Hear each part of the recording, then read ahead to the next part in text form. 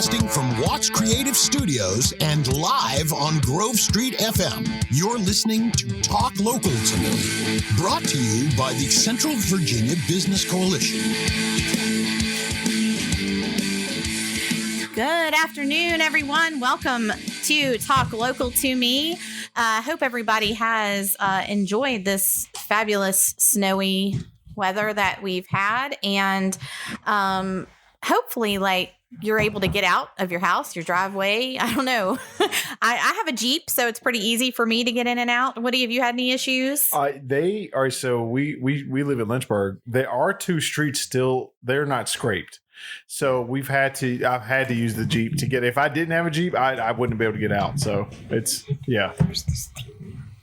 Yeah, well, and I joke that I usually come sliding in at the last minute to my on two wheels. On two wheels to do the podcast. And today I literally was sliding in on two wheels in your parking lot, a little icy, but the Jeep made it pretty easily. So that's good. And you got in. Now getting out, that might be a different. I may have to have you push me out, but It's funny because you messaged me this morning about getting into the studio, and I think I have these shoes that have no grip. So I don't know if anyone else out there has the same same issue, but my bedroom slippers get the best grip on ice. So I had my bedroom slippers in the car in case I couldn't get across. Hey, and I was going to come in and be like, "Oh, I'm so comfortable." If it keeps you from eating it, then it's worth That's it. right. Who cares what it looks like? Right. I'm telling you what, that is the worst feeling to fall on ice. And let me tell you, I did it like 3 years ago, and you hit hard. Yes, you do. It's amazing. I used to see people fall. Like, well, get back up. What's the big deal? And then I did it, and it jars your entire body. I actually, right before the snow hit, I went to my parents' house to help. They needed some food and stuff. And I brought them some stuff from Purple Door Catering, got them some soups and stuff. And I get there, and my mom needed something out of the top cabinet. And I'm like, okay, I'll get it. And I got a chair to get up on there. And I thought my dad was holding the chair for me, but he wasn't. And so their floor is kind of slick. Well, the chair slipped right out from under me. And I hit the ground hard. I thought I broke my elbow because I think I must have turned trying to catch myself, and I slammed my elbow into the ground. So it jars your head. I can't imagine it would feel any better on ice. But no. And we're looking for some more lovely wintry weather to come in the next day or two, right? Has anyone got the update on what they're calling for? I checked this morning and it said 1 a.m. we're going to get some rain, but the temperature is going to be 40 degrees and then a possibility of snow tomorrow night, which is Thursday night. And then some more snow, Friday into Saturday? Yeah, possibly. So see, that's just a hot mess because you think even with the rain, I wonder how much of that will actually melt, like if it'll just freeze because of the temperatures, which then will cause another coating of ice on top of everything. Yeah. And I just need my kid to go back to school. What you doing over there, Riley? I don't know. So I have with me in the studio today, Marco Galbraith with T4 Tactics, and we're going to be chatting about a bunch of different things that he does through his company, and talking a lot about security and safety. And I also have with me, I've dragged her in here, Riley, my littlest. Can you say hello? Hello. So Riley is 10. And one of the reasons I brought her in here with us is because one of the things Marco does, and if you don't mind, we'll just start with that so then I can send her right on back out. That's right. But Marco does classes for kids on gun safety. Right. And Riley took the course about 2 years ago.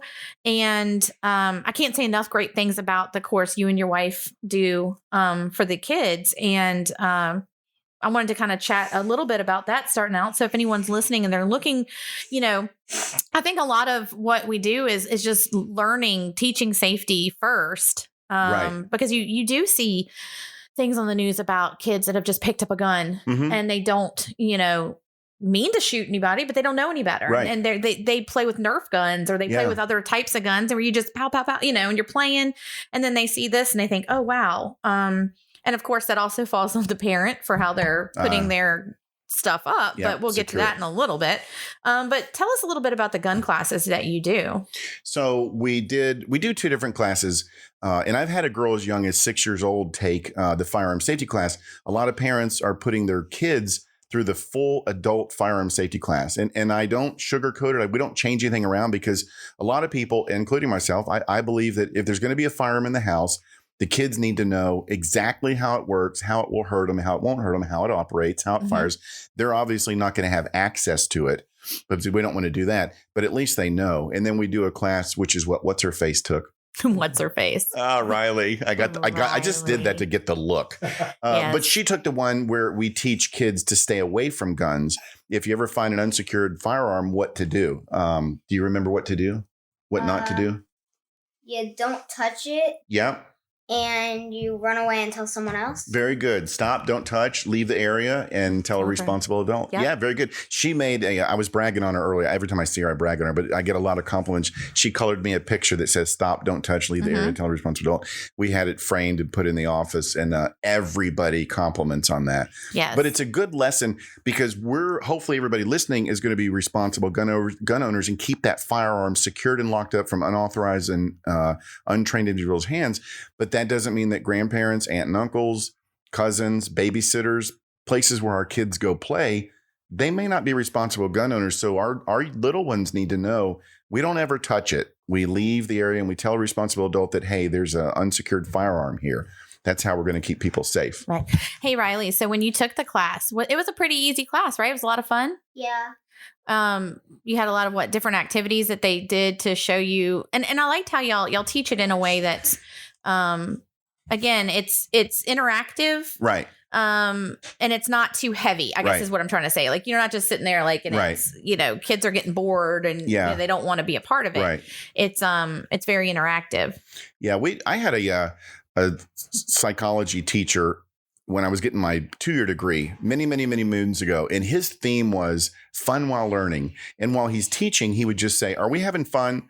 So I've always remembered that. And I bring that into my, active shooter training is scary. So I bring a little bit of fun and humor into that. We do it for the firearm safety class. But I believe, when they bring in the kids, you have to have fun while you're learning or it's not fun. Now, let me ask too, because I know a lot of young, I say young children, but we live in Bedford County, which people hunt. Yeah, it's a big deal. So that's probably also something good if your child wants to start hunting with their parents. It's probably something good for them to take ahead of time too. Absolutely, yeah. We teach the basic fundamentals of safety. With owning and using a pistol. Most of my classes are geared around pistol, but it has the same concept with a firearm, a rifle or a shotgun. It's keep it pointed in a safe direction, keep your finger off the trigger. But we go over that, and it's and some parents will say, yeah, my kid is mature enough; they're going to have access to the firearm in case it happens. And then some parents say we're going to hold it until they get 18. So it's up to the parents. I ask a lot of time, well, what's the age on my child taking your firearm safety class? It's up to you guys. If the parents feel that they're mature enough and they can do it, then we'll do it. And like I said, I've had a 6-year-old take the gun safety class, and we went to the range and she shot a 9mm. And of course, I'm standing over her, hovering over her. You did, right? No, Riley, she was just raising her hand she has like, a hey, question. I would like to do that. Cop camp, I shot an F-150 and hit the 100-mile yard. Was it an unleaded F-150? Yeah, she did cop camp this I'm year. teasing her. Yeah. And, was it an AR-15? A F-150. rifle? Yeah. An F-150's a truck. I know. That's why I said it was an unleaded pistol or Did she shoot diesel. a truck? Somebody? What did it look like? Was it a small handgun or more like you put up on your shoulder? A big rifle. Yeah, so it's probably an AR. Yeah, that's really cool.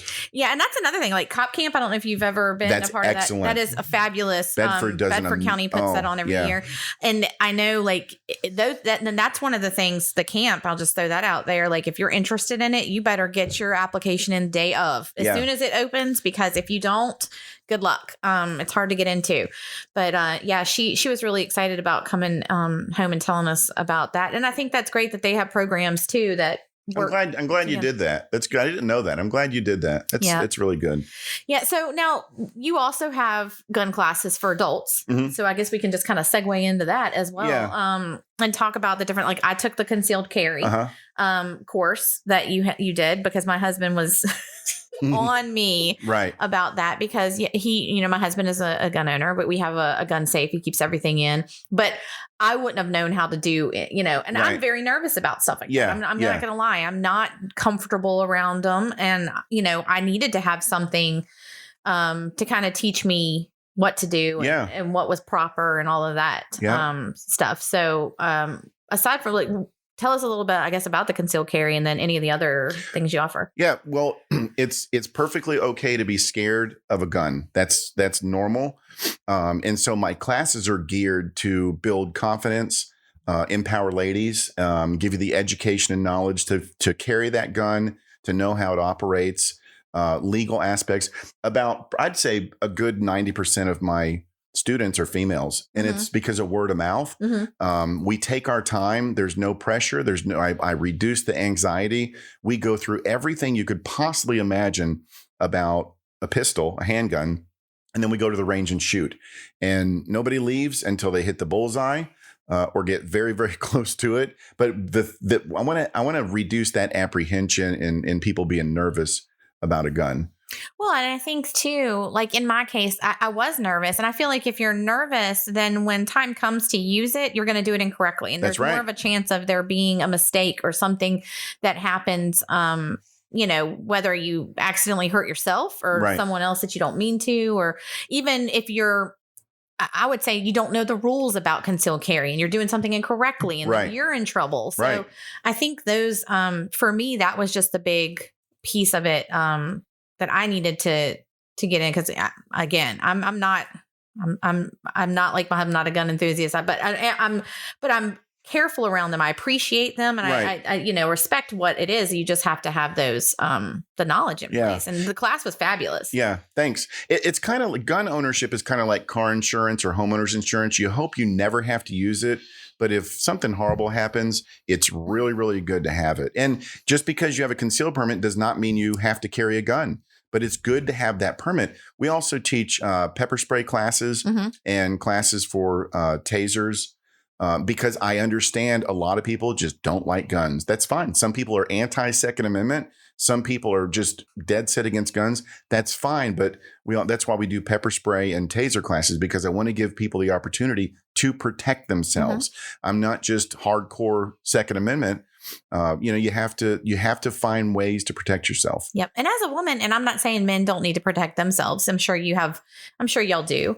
Yeah. But I'm not going to come and attack you because you're obviously going to, Man, you got a little on me. Not I'm with just not Riley gonna- here. I don't That's know. right. But as a woman, I feel like we are a little bit more vulnerable when it comes to being attacked or Right. not necessarily, here, but that's the thing. You hear about small towns. It happens. It does. It happens. Domestic violence. That's right. Just things like that. And knowing that you can protect yourself. I hear these things on the news where young women are going missing or they've been kidnapped or things. They just had one stabbed to death in happened. California. Yeah. The college girl. My goodness. Oh yeah. And I always wonder, what could they have done to help? Yeah. It's not their fault, but what could they have possibly had in their wheelhouse that maybe could have helped Exactly. them? We do a situation awareness class that's geared for ladies. Guys take it too. It's great for guys, but it's geared for ladies and younger girls. And it teaches pre-attack indicators, which is, how do I know this guy standing or coming in my store late at night is going to attack me? They're going to send out signals. There's pre-attack indicators. We're going to talk about threshold stimulus. Okay, you're alone and a guy's walking up to you. What do I do? If he does this, what do I do? You got to stay one step ahead of him. Then we're going to talk about different levels of awareness. But that class is about 2 hours. We do some practical demonstrations. It's an eye opener. And I have ladies walk out of there and they say, I never, ever thought remotely of doing that. And I am now.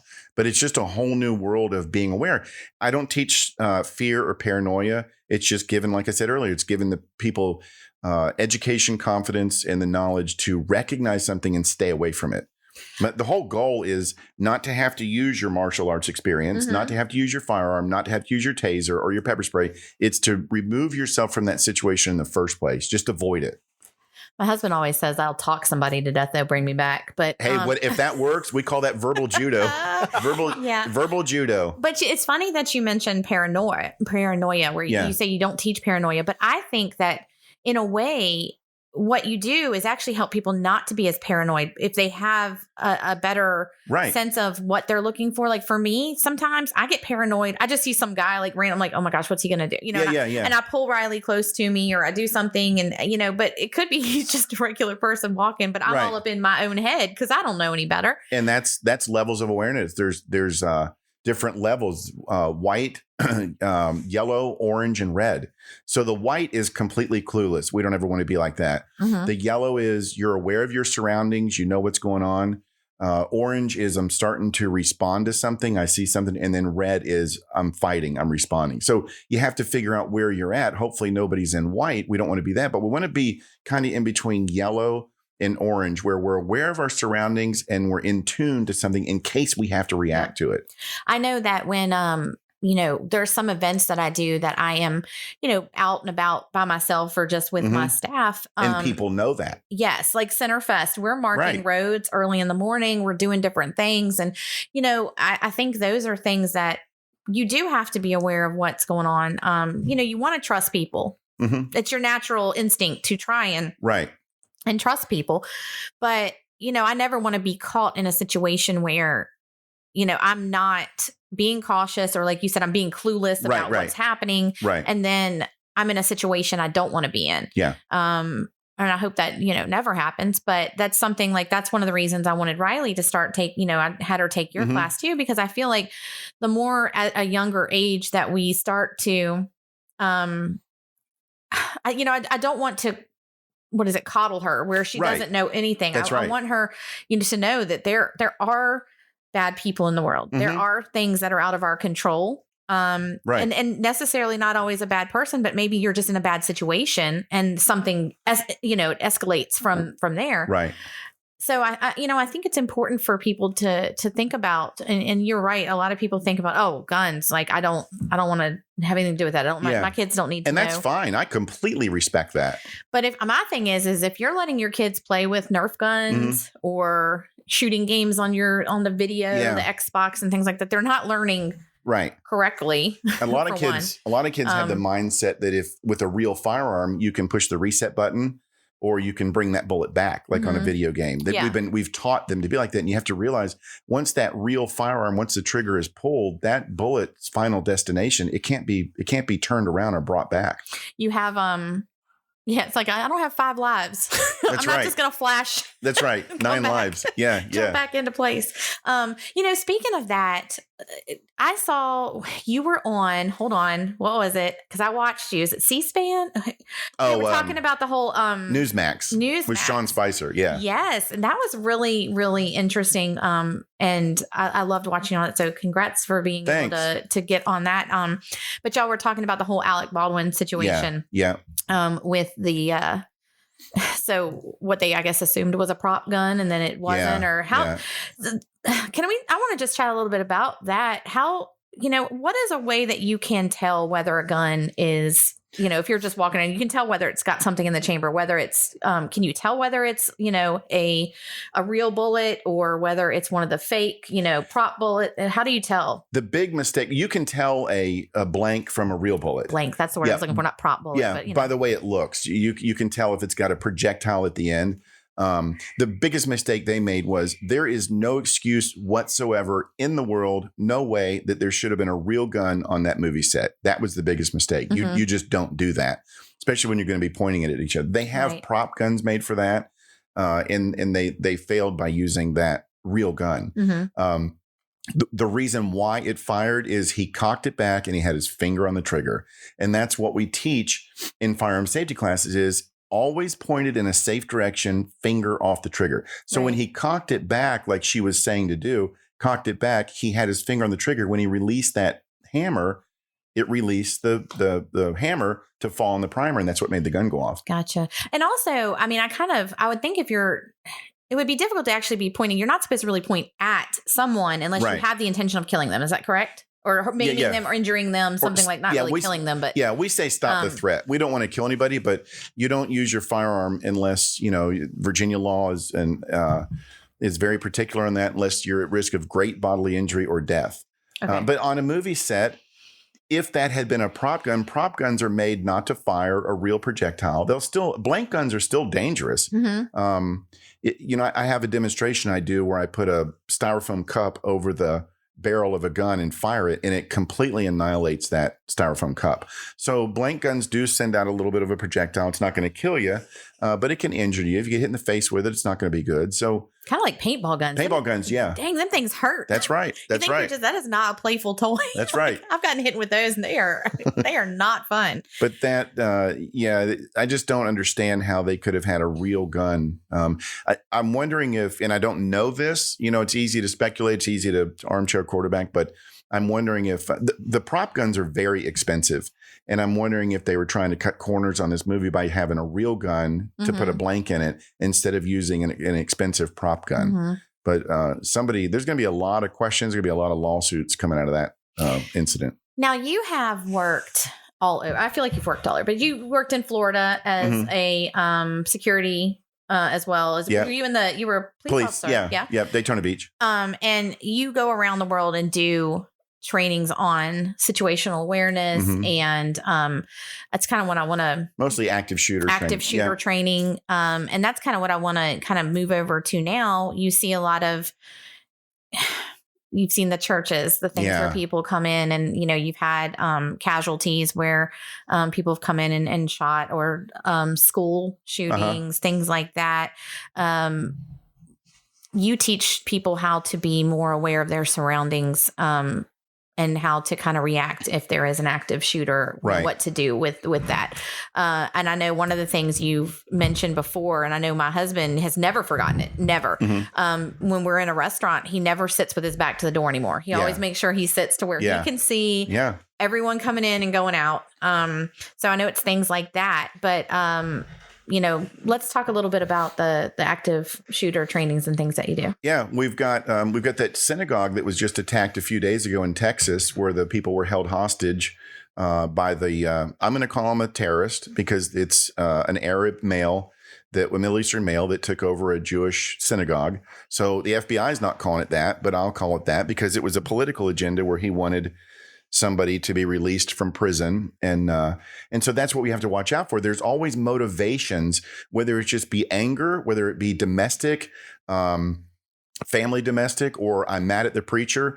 The active shooter attack that occurred in Texas at White Settlement Church, just outside of Dallas, the guy was mad at the preacher because the preacher would not give him money. And he goes in and starts shooting people. Sutherland Springs Baptist Church was geared at the mother-in-law that was attending church. He went in and killed 26 people because he was mad at her. She wasn't even there that day. So it can be motivated, but I've got 4 churches that I'm doing here locally in the next couple of weeks. And then Friday, I'm going out of town to a different state to do 2 synagogues. So people are seeing what's happening on the news and they're responding to that. Right. But I come in and do a facility review. We want the building to work for us and not against us in the event of an attack. So we can change things to make it work for us. And then we're going to talk about pre-attack indicators. Again, we want to stop the shooting before it even happens. Right. So it's a lot of looking at, let's avoid the attack if at all possible. Let's recognize threat assessment, risk management. We got an employee that's going off the deep end. Let's talk to them through threat assessment and fix the problem. And then, of course, heaven forbid, if shots are fired, how do we respond? The biggest thing, a lot of people aren't teaching this, but the biggest thing is how completely upside down is my body going to get, in my brain and my heart and my lungs, when I'm in a room and I hear boom, boom, boom, boom. Right. And people are screaming. It is an unimaginable experience if you haven't been there. Right now, we're at 60 to 80 heartbeats a minute, roughly resting heart rate. You're going to jump up to close to 200 heartbeats a minute, a huge adrenaline dump, and you're going to get really stupid. I mean, that's the best way to put it, is things that your body's going to do internally trying to save you makes you really dumb. And if you don't know where that's coming or how to handle it, how to control that, you're just going to sit there. You're going to freeze or you're going to be submissive. And we don't want to do that. So in my case, I run a lot of events, and I know, you've actually come to some of our events and set up there. Right. Just for, recognition for T4 Tactics. But a lot of times you've told me like, hey, I just want to be there in case something happens. Yeah. And so I think for me, what are some of the things that I should look for? Like even our coffee talks that we host monthly, we have a networking group full of different business owners. You know, how do I know someone isn't disgruntled and wants to come in there? It could be. What are some things that, you know, you tell people, or something that I should even do maybe that, you know, when I'm doing these events, what are things I need to look for? Yeah. So like threat assessment, if at your coffee talk, one of the businesses is having a problem with somebody, maybe they could pull you aside and say, hey, we're having a problem with this person here and we're coming to coffee talk, because threat assessment is where active shooters go after the most amount of people in a confined area and they kill as quick as they can. So they may not even be mad at anybody else in that coffee talk, but they could be mad at this one business that's attending there, and they're going to come and they're going to take everybody out. That's how these people think. At a battle of the bands, that's one of the couple of the ones I've gone to. You may remove somebody because they're intoxicated and acting stupid. Well, you remove them, and even if the police are or not called, do they go home and they come back and they're going to settle things up? So that's what we have to think about is, okay, you know, you might tell your staff, this person was just ejected out of here. They've been told not to come back for the night. We need to be diligent. If we see them coming back or in their car or them, heads up, because they could, you know, everybody is so angry right now. They're ready to lash out. COVID has made us so angry. We're stuck in the limbic system, which is the part of the brain that is designed for defense. It's designed to protect us. And everybody's in the limbic system. If they feel like they've been done wrong, they lash out. Mm-hmm. And most of these active shooter attacks, I'd say 90% of the active shooter attacks are people that they feel like they've been done wrong. They're not nutcases. Some of them are, but they're normal people like you and I. I don't know if we're normal. Riley, Woody, yeah. Riley, are you normal? Yeah. Pretty much normal. Yeah. Much normal. But they're normal people. If you research it, they've been bullied. They've been fired from their job. People don't sit with them at lunch. They feel like society's after them. And that's what we're in now is people are going after people. What do you make that face for, Riley? We were talking about being bullied. I got bullied in first grade. Well, that's true. We did. Are you still being bullied? No. No, not now. Now. They're friends now because we went in and we talked with the teachers, and we went in and talked with the school counselors about what the issue was. And, you know, the two girls they're now buddies, and that's nice. And that is threat assessment. That's all set up for threat assessment, because had you ignored that what grade are you in?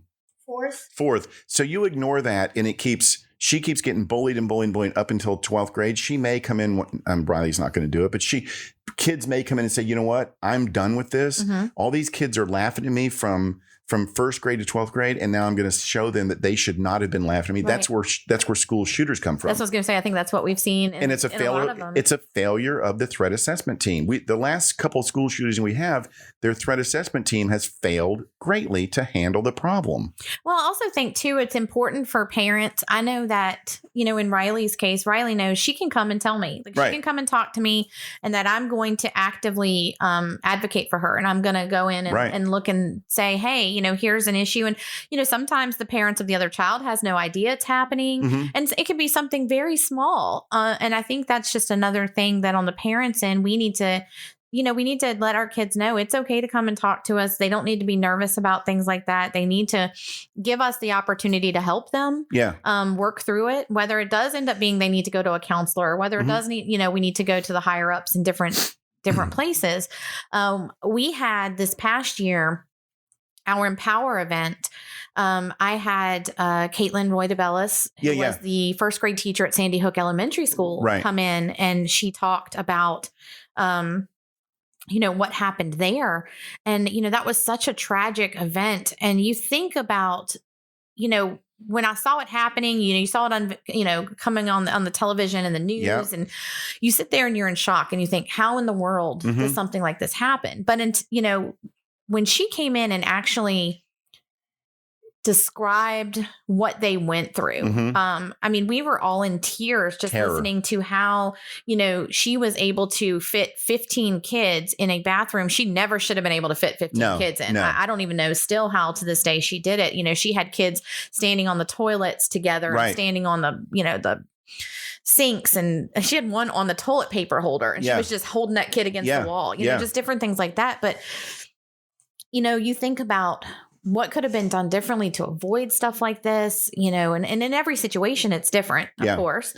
But there was a lot of lack of training with Sandy Hook, and I'm glad that she stepped up and did what needed to be done. Good for her. That's very rare. Yes. A lot of the teachers at Sandy Hook were upside down. They were completely terrorized. And if they're upside down, who else is going to be upside down? The kids. Right. Sandy Hook's first lawsuit was failure to secure that front window where he got in.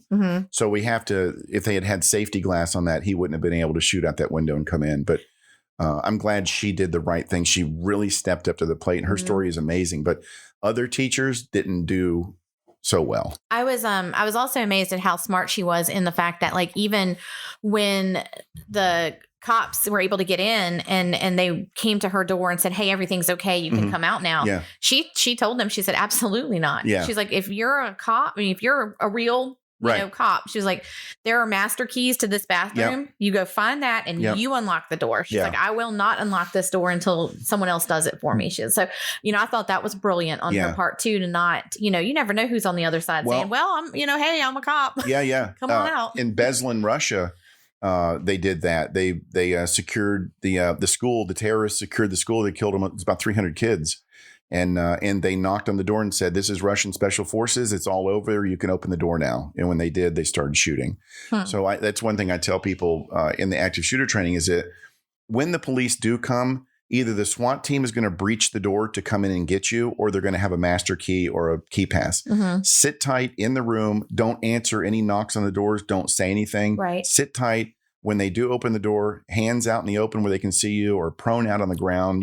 They don't know who's in that room. But the police aren't going to leave. Their priority is to get in with medics and check every inch of that building to see who needs help, who needs to be saved, who needs to get out. And they'll come to you. But yeah, that's good is don't say anything. Let the police come to you.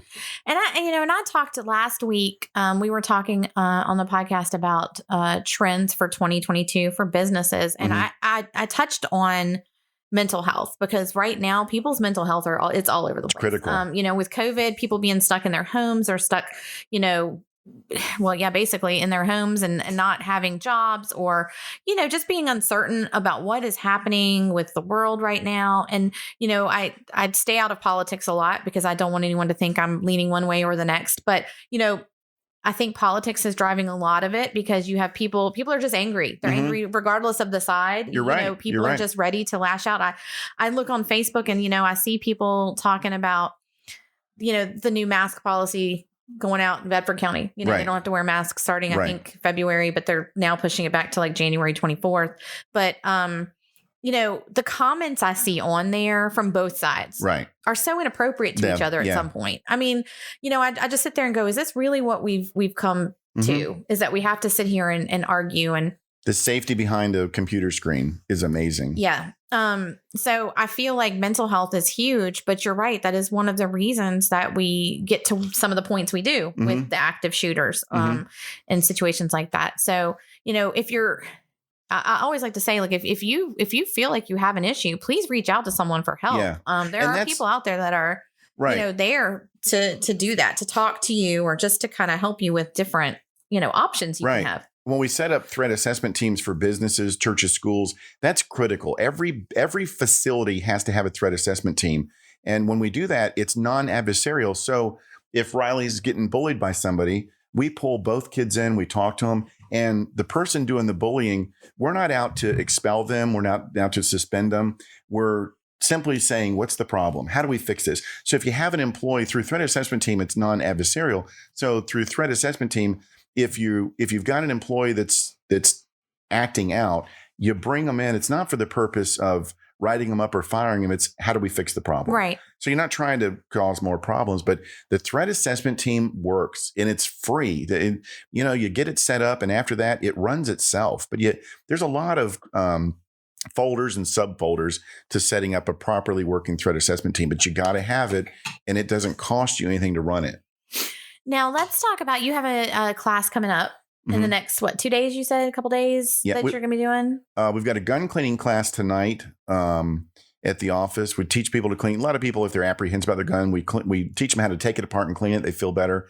And then Saturday, I've got a multi-state concealed permit class and a Virginia concealed permit class all at the same time. Okay. Friday, I think what we were talking about, I'm going out of town. Yes, that's what I was going to check. Out of state. Two synagogues have reached out after what happened in Texas. I'm glad that they've reached out to get the training, but why do we have to wait for an attack to get the training? You know, we've got to take care of that before it happens. But at least they've jumped on board. This Texas incident has got them concerned. Now, you were also telling me right before we got on that there's you've had a class, or I think you're going to be teaching something, and you've had some comments back on this class, and forgive me because I forget the name of the class, but it's kind of shoot, don't shoot. That's it. Shoot, don't shoot. Yeah. That's tomorrow night at my office, and that is full. That's booked. We'll do it again, but I've got an attorney that comes in, and he's going to talk. It's a Virginia criminal defense attorney. He specializes in firearm laws, and he's going to talk about, the last thing we want to do is shoot somebody. Even if the law says we can, we really don't want to. That's the last thing you want to do is use your firearm. So he's going to go over Virginia law and talk about, these are the elements that Virginia says that you can use your firearm in self-defense. And this is when you can use it in your house, outside. But I've got people commenting on that social media post, well, I'm going to shoot and ask questions later. Or if you shoot them on the porch, drag them in the house. Or if somebody comes in my house, I'll shoot them. You can't shoot them. Virginia law clearly says you cannot use your firearm to protect property. You're going to be in violation of law. You're probably going to be charged with a felony or murder or unjustifiable use of force. A lot of things you'd be charged with. So I wasn't a cop in Virginia. I was a cop in Florida. The laws are greatly different from Florida to Virginia. That's why I bring in an attorney and have him tell me. I'm very careful not to quote Virginia law. Bethany Harrison, the Commonwealth attorney for Lynchburg, great girl. I mean, amazing. She came in and did a podcast with me. It's only 14 minutes. And it's on my podcast. You can go to my website, click on podcast. It'll take you there. You just got to look for factual Virginia laws. But again, she talks about these are the elements you need in Virginia if you were to use your firearm. But when people comment, people don't understand that Facebook, if you post something on Facebook and immediately delete it, including a message through Messenger, Facebook keeps that for 3 years. If you saw that Ahmaud Arbery trial from Georgia or Rittenhouse trial, right? They're pulling Facebook records from way back, and they're asking these people, did you type this on Facebook? Did you put this? Yes. So what's going to happen if you put something on Facebook that says, well, if someone comes in my house, I'm going to shoot them? What if someone breaks in your house, they're threatening you, and you are legally justified to shoot them, and you do? They're going to pull those Facebook records, and it's just going to make you look bad in court. You're going to go from a reasonable gun owner to an unreasonable hothead. So we have to be careful what we say on social media about using our firearm. And some people just, I'll shoot them. Well, you can't.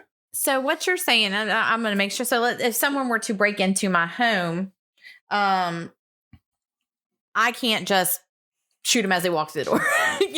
Is it one of those things where you have to have, calls? Like, is it kind of like a shoot first? Like if they shoot at you, then do you have how does that work? I try to stay away from variables like what ifs, because there's a lot of variables. And that's why I direct people to that podcast with Bethany Harrison. That's why I direct them to tomorrow night at our office. It's full, but watch for the next one. But I always think, if I had to pull the trigger, could I convince a judge and jury that was my only option?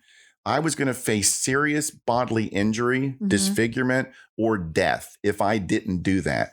So again, we're not shooting to kill somebody. We're stopping the threat.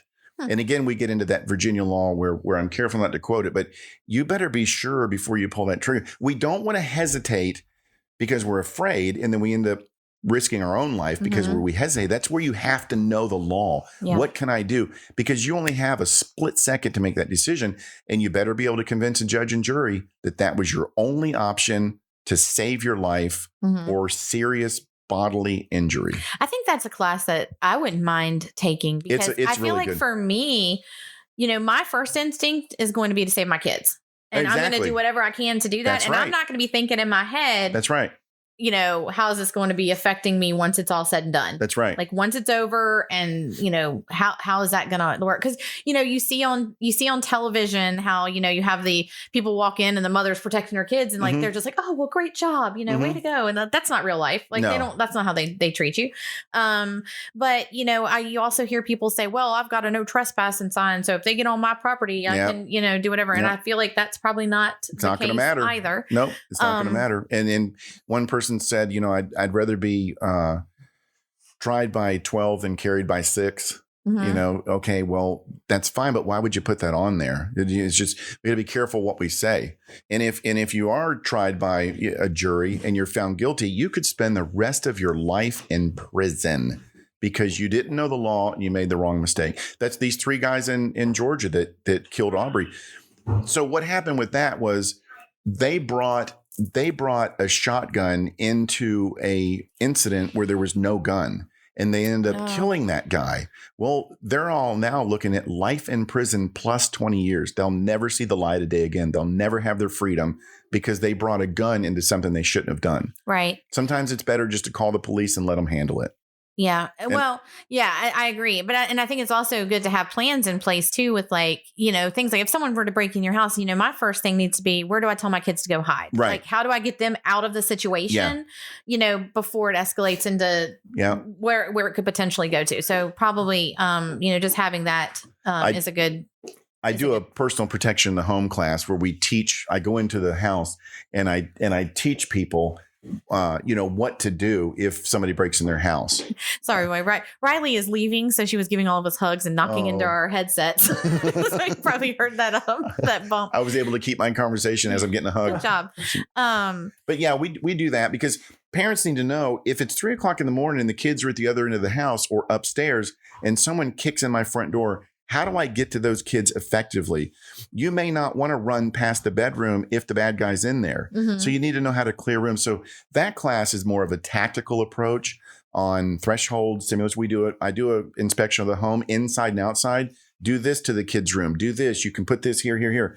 But that's kind of geared for home invasion. Mm-hmm. Or what if you come home with Riley and it's just you and her and somebody's in the house, they're breaking in and they get you guys boxed in. Yeah. What do I do? How do I effectively handle this so we win? I think it's kind of the same concept as having an active like fire. Drill. It's the same thing. You need to know, like, if there's a fire in a certain part of your house, what do you do? Where do you go? That sort of thing. I think it kind of is the same thing. It is. I feel like for safety reasons, you should have all these different things in place so that you. In the early 70s, we were coming out that, the kids were wearing clothing that was flammable. Their toys are flammable. The mattresses are flammable. The school tables are not fire retardant. Kids are catching on fire. And that was the early 70s. It sounds horrible, but we came out with stop, drop, and roll. Right. And people were saying, you can't tell kids that. You're going to tell kids stop, drop, and roll? No way. Now we say it all the time. That's kind of what active shooter training and safety training is right now. People say, you can't teach kids that. Mm-hmm. Yeah, you can, and you should. Yeah. Yeah.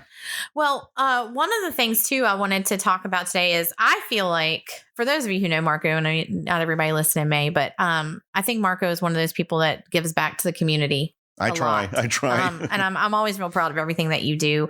You've done, where you did the chili, you had like people come and have a meal, and you've done stuff for veterans, and you're getting ready to do something for one of the local fire departments. Yep. You want to talk about that a little bit? Huddleston Volunteer Fire Department, a group of guys and girls that work really, really hard. They don't get a lot of funding from the county, so they have to depend on, and they're volunteers, they have to depend on the community to support them in order for them to do their job effectively with the right equipment, the right tools, the manpower. So in March, I don't know the date yet. It'll be a Saturday in March.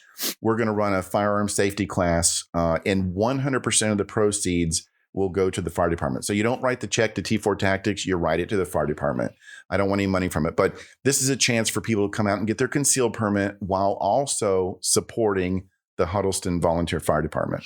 Now, how much does a course like that run? It's $99. Okay. And I think we're going to do this one for $89. I'm going to discount it for $10 just to bring in more people.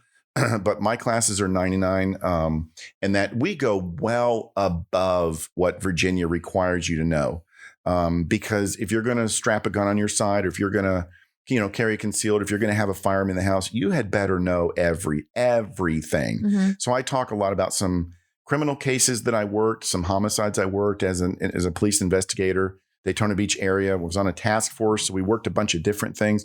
But in that class, I bring my experience in, and we talk about how your body's going to react. This is just for the concealed carry class. Virginia says we don't have to do this, but we are. We go well above. We'll talk about some cases that I worked. The class is geared to keep you out of trouble and pretty much to keep you from using your firearm. But if you do have to use your firearm, you've got the confidence to stop that threat immediately and the legal background to do it. Well, I appreciate, and I'm going to, for people listening, if you're looking for something to support and you want to take a firearm safety class, please sign up for the one that he's doing in March for the Huddleston Fire Department. As someone who has lost my brother to a house fire, I think there is a lot of training that they do. They need things for things like that. And if they can save, one person's life, absolutely, it's worth it.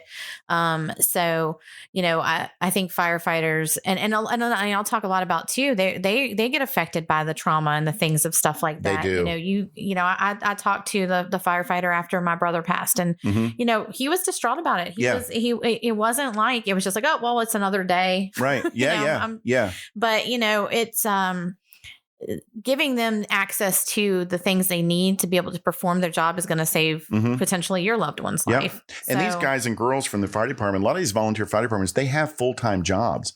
They work all day and they come home and they go to the volunteer fire department and give their time. But man, a great group of people, good volunteers. And we as a community, we really need to support them, because you never know. It's like carrying a firearm. You never know when you're going to need to call that fire department for medical attention or your house is on fire. Right. Now you do trainings for like nonprofits and things like that as well. Cause I know you've done stuff with like Gleaning for the World and things like that. So, his courses are open to any type of facility, any type of business. If you're, and I would really encourage businesses that do events, things like I do to learn more about what they need to do to, be more aware of what situations, they're in. Yeah. The risk management, threat assessment. One thing we got to remember too, is if you do something, if you put on an event, or if you have a business facility, whatever, church, school, medical facility, if heaven forbid there is a problem, the attorneys are going to come in and they're going to ask you, and they're going to ask other employees, they're going to hold you responsible and say, what did you do to stop this? Did you use due diligence to train every person that you possibly could how to survive this? And a lot of these businesses, they're not going to have an answer, and they're going to go after your house. This gets personal. They're going to go after your house to get money for the victims. They're going to go after the business. A lot of businesses go bankrupt when the attorneys are finished with them. The second worst part of an active shooter attack is the legal issues. Now, how much does it cost to have you come in and work with businesses, or does that kind of vary depending on the amount of employees or how big the business is, things like that? It actually varies on local businesses. Is affordable. If I have to travel, that's where the cost goes up. Right. Churches get about a 75% discount. Wow. So, I mean, it's dirt cheap. And I do that because I believe with my Christian background, I believe we have to train houses of worship, whether they're Catholic, whether they're synagogues, whatever. But houses of worship are a target. They're kind of like the backbone to our communities. So I give them a 75% discount, which is it's $675, which is dirt cheap. Right. The only discount I give is to houses of worship. Okay. I don't do any other discounts for that, but it's very affordable.